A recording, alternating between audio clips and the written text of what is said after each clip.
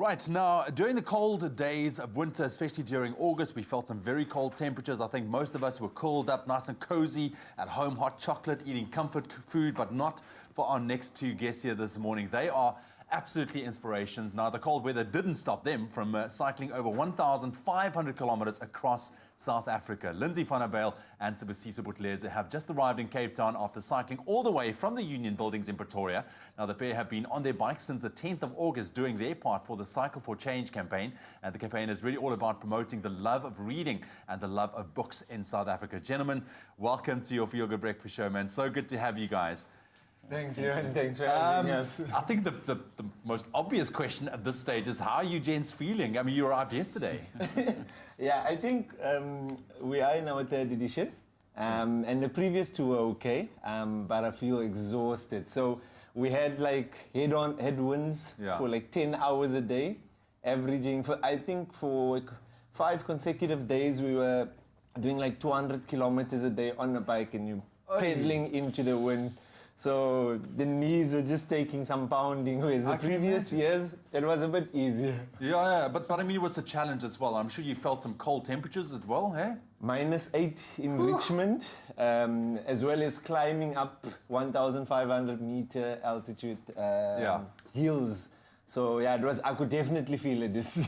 No, I can imagine. No, well done to you, gents, man. I mean, this is not something that you can just easily do and get on your bike and cycle, man. This is an adventure. This is an adventure. But you're doing it for a very good cause. Last time we spoke to you, 2016, when it just kicked off, you know, it seems like it's not slowing down. It's just growing, it's growing. How has it now grown over the past kind of 2-3 years? So it has grown immensely, and I think also the platform that the Expresso show has given us has assisted immensely. Because now we have, out of all the motors and the trucks, everyone is now aware of what it is that we're doing, the hooting, the inbox messages that we're getting on social media where people are now confirming that, you know what, I just signed up for a library membership card. So that just shows that the campaign is having an impact. So slowly but surely. And I mean, this is a great thing that you guys are doing, because living in a technological era, I mean, it's tablets, it's all kind of technological electronics that we use to read our things on, and books still have relevance, and we like that. And I love the fact that you're promoting it. Now, you took on the initiative with the goal of collecting around 1,550 donated books. Who's going to be receiving these books, and why did you decide on these particular organizations or people? Okay, so for 2016, we donated the books to Kunu Village, but we had logistical challenges because the campaign had just started. So we only managed to donate it over this year. And then when we get back to Johannesburg now, we immediately, the weekend after, we go to Venda. Okay. So there's a village, Mauluma, in Venda, so we'll be donating over. And the current cycle that just finished yesterday, we'll be collecting books for KZN, which is where Sbu comes from. Hey.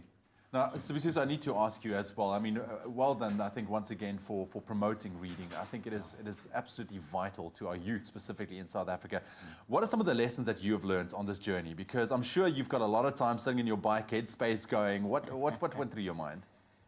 Well, yeah, to engage with people, you know, to make change and to see how much impact you can make just with a book. Not much, you know. You might think that people need more, and it's not.